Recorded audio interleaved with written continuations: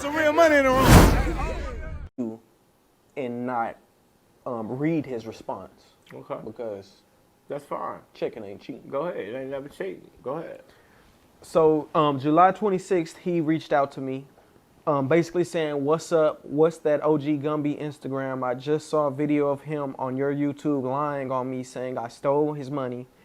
He needs to provide his claim, or I've got to take legal action." Hey,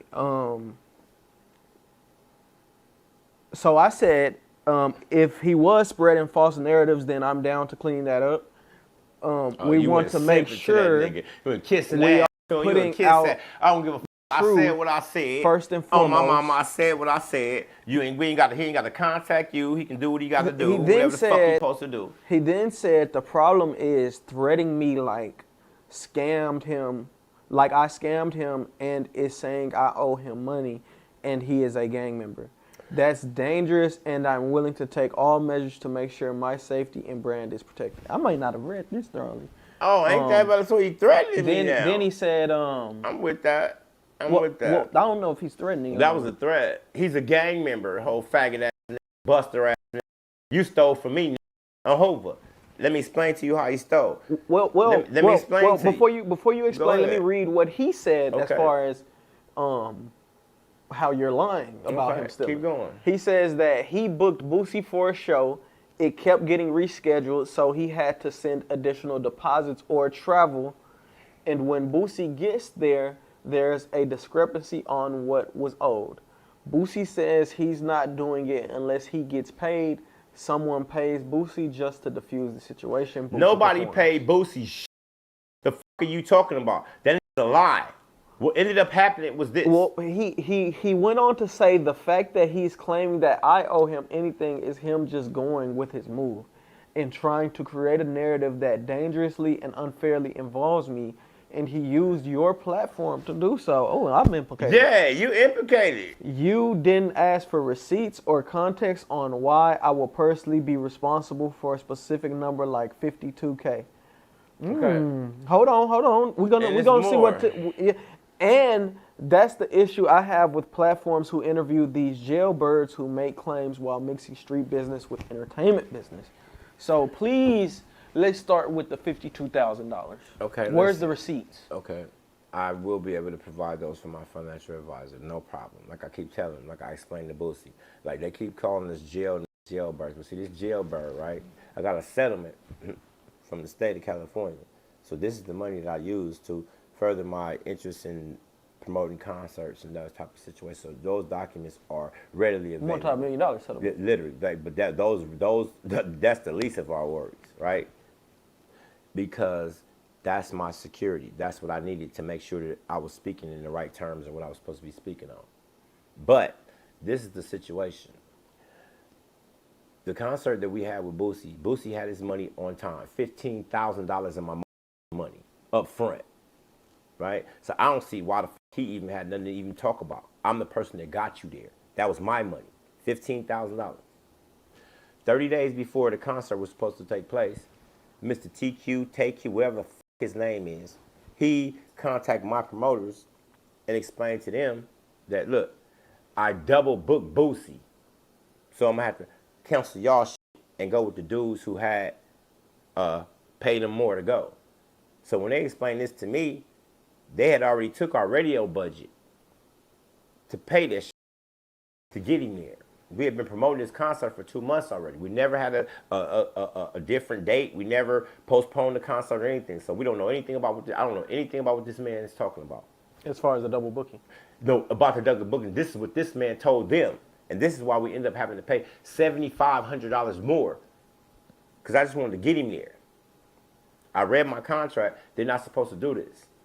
He's telling us that the $15,000 that I just gave this nigga of my money, I'm going to have to wait 30 to up to 3 months to get my money back from these niggas. We ain't doing that. So I paid the extra money to get their ass there on Hoover Street. Boosie showed up to do his part. This weird ass TK, TQ, whatever the fuck, he ain't nowhere to be found. So I pressed everybody that was there about my money. Right? The concert didn't do shit. We wasn't able to promote the shit the way it was supposed to be promoted. They didn't give us no drops, anything. Everything that was supposed to be in their concert, them didn't do shit. When Boosie got there, the first thing he was talking about his back end. His back end. First of all, I don't know nothing about none of the back end, none of that bullshit. You got $15,000 of my money, and you screaming about a back end. You mad at Jay-Z about how Live Nation pay you? I don't got nothing to do with none of that shit. And that was a situation that me and Boosie had. And I had to explain to him that you're not mad at me. I'm not mad at you. I'm mad at your manager, who is TQ. And I explained to him at that point, your manager just did this A, B, and C. He like, what? I said, yeah, this is the money I sent to you. He said, I never got that payment. I said, that's why we here and we have this situation. At that point, he went, did his set on stage, ran off stage, jumped in his car and got on. I never heard from Boosie ever again. But later on that night, he put on his Instagram, oh, I don't have no manager no more. Book me at Boosie.com. A couple of months later, he sued his brother.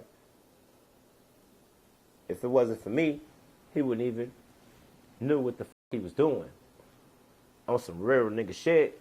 And I'm telling you, in order for this situation to even come about to where now you and your brother are separated, come to find out your brother stole, what's the artist that the nigga TQ stole from the nigga? Yeah, then they turn around and get a Boosie his own money like it's a surprise or it's nigga go. I'm saying this is the type of individual that we talking about. I'm more than willing to go, you know what I'm saying, the legal route. I don't care.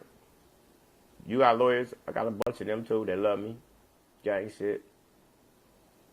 At the end of the day, whatever him and Boosie got going on, I don't give a fuck about it.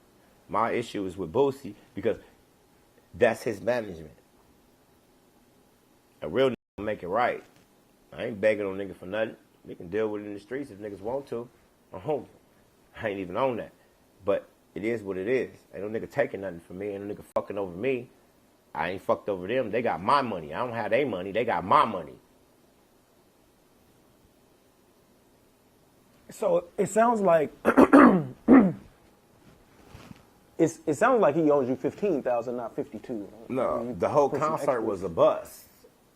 The whole shit was a bust. He missed his whole set. He didn't go on till the concert was over because he was stuck in the room.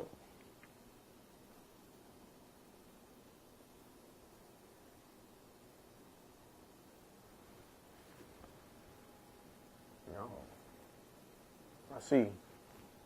So, on some moving forward, like, how can Boosie? Because you know, if he wasn't responsible, how was he responsible? Money, wait, fuck all I'm that. just saying, fuck all that. If we know it went public. Like he went public, basically saying that it was. So I'm supposed to accept the loss because you had bad people in your camp? That's not how we do business.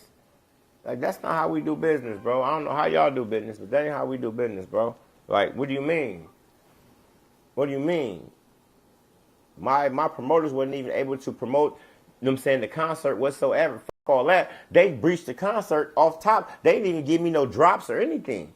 They didn't do anything they were supposed to be doing fulfilling that concert in the contract, bro. Nothing.